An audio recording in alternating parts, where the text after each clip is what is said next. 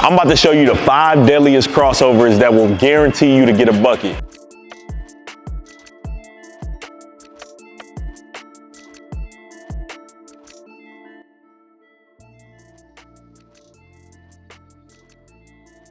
Having a go-to move is one of the best feelings in basketball. What is a go-to move? That is a move that people know is coming, but you can't stop it. Now, there are some wizards like Kyrie where they just create based off of what the defender is giving them, and there are other people that know they have this move down pat that nobody can stop it. So one of the greatest moves ever in the history of basketball is the Hardway Crossover. None other than Tim Hardaway himself. So right here, the setup is throwing that ball between your legs. So notice how I'm throwing that ball. Anytime you go between the legs, the ball is not coming out here. You want it behind you so you can set up. So the ball is behind me, I'm shifting my weight.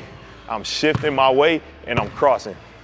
It's hard to be right up on your opponent, which I see a lot of people make this mistake. They come right up on their opponent and then they try to cross over, boom, hits the leg of the opponent, out of bounds. You want to have at least a couple inches of space. Because think about it, if you're attacking your opponent downhill, no matter if there's space in there, you don't want to have too much space. Like I don't want my opponent at the 3-point line and I'm at half court and I'm trying to make this move. But if I'm within like a foot or two, like I can cross over and do my move and I'll have time. So like I said before, between the legs, so I'm throwing that ball behind, I'm shifting my body weight and selling like I'm driving this way. And then as soon as I go, I'm crossing over at the last second. Again, throwing it behind, shifting.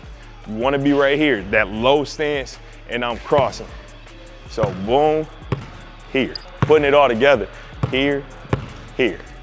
Now let's see it in real time.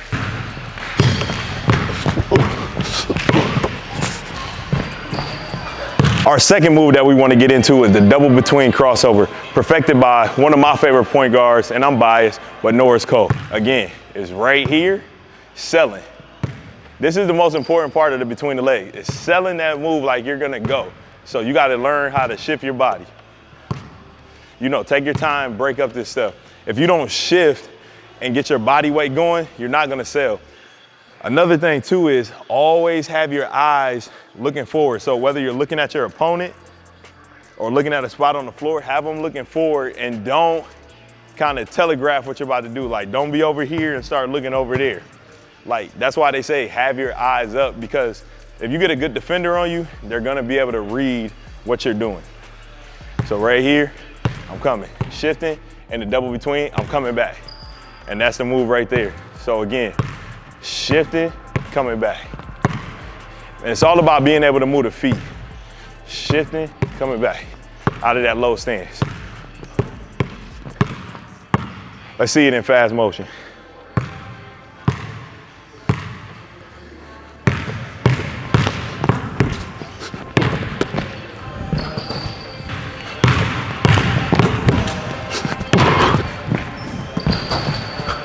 Our third move in this series is the drop cross. This is such a great move because it doesn't require speed for it. And matter of fact, I like to use it with a lot of players who aren't as quick as other players, because you get to manipulate your speed. And that's all it is when it comes to ball handling. If you're able to play in between two speeds, then you're gonna be fast no matter who you are, and you're gonna be shifty. So the drop cross, again, I love that between the legs because you can just protect the ball having it behind here. Your opponent has to reach and do all this stuff.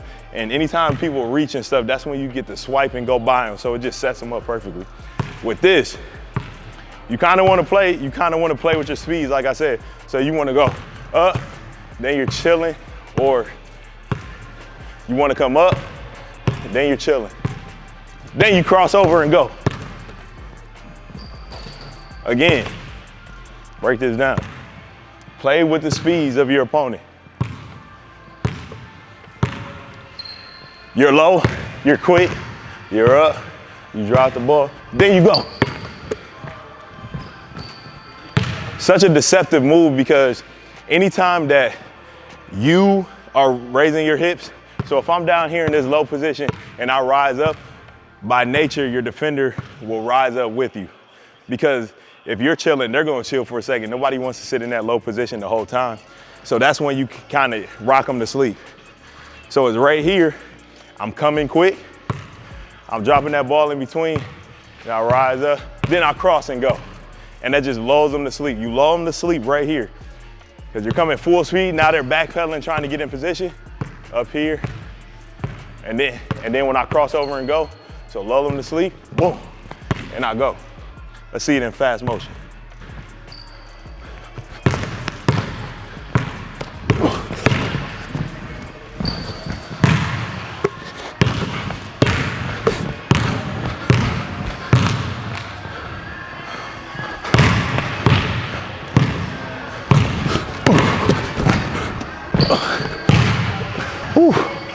Feel like I might be able to get up there. Our fourth move is one that everybody likes to do, the Hesi. The Hesi is so deadly only if you have a jumper. If you can't shoot, take this move out of your system. Then you only got 4 moves to go to. But if you know how to shoot the ball, you've been doing your form shooting, you've been watching our other videos, and you've been learning how to shoot the ball the right way, then you can do this move. The Hesi. I'm coming up, I'm selling. I know that was fast, let's go through it again. I'm coming up here, I'm playing with the ball. I set up, right here is where I get my opponent. Because now I'm getting in that triple extension, I got that hand up, and I'm crossing over. Now, I'm not gonna have my hand underneath the ball while I'm dribbling. You wanna keep that hand has to be on the side or the top. If it's right here, you're fine. If it's right here, what I see a lot of you kids doing, the ball is dead. As long as it's right here or on top, the ball is alive. So right here, it's alive. Look, here, alive, dead ball. Here, alive, dead ball. All right? So I'm coming up, and I'm going. Yeah, I still got enough juice to dunk, don't worry about it. So again, we coming up, I'm selling, boom. Oh. And I'm getting to that rim and dunking that thing. Let's see it in real time.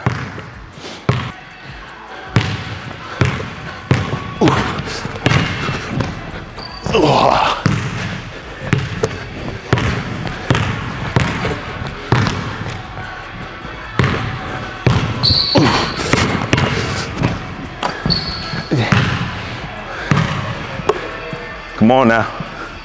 Our 5th one on the list is one of the favorites, the InNOut crossover. One of my all-time favorite go-tos, because if they don't bite on the InNOut, you hit them with that cross. Our InNOut dribble, remember, stepping. The key is to step. I'm coming over here, I'm stepping. So once I step, they're gonna shift and cut me off, because they know what's coming, right? You can kind of set them up slow. Thing about counters, you don't want to do a counter unless you have to. Like, don't go in there with the mindset of, I'm doing a counter. Go in there with the mindset, I'm using one move to go by. This is just a deadly crossover in case you get stopped. But if you can get by with the InNOut, by all means, InNOut, boom, go into that thing, dunk that ball like Bron. But if not, you got your counter. So right here is my separator. I'm stepping. So I'm coming in and out. Now I'm low. So I'm low, it looks like I'm going back, and I'm yanking the ball back. Again, I'm coming right here, in and out, yanking that ball sideways. One more time, real slow. Right here, step. Once I step, I'm going over here, and I'm crossing. Let's put this thing together.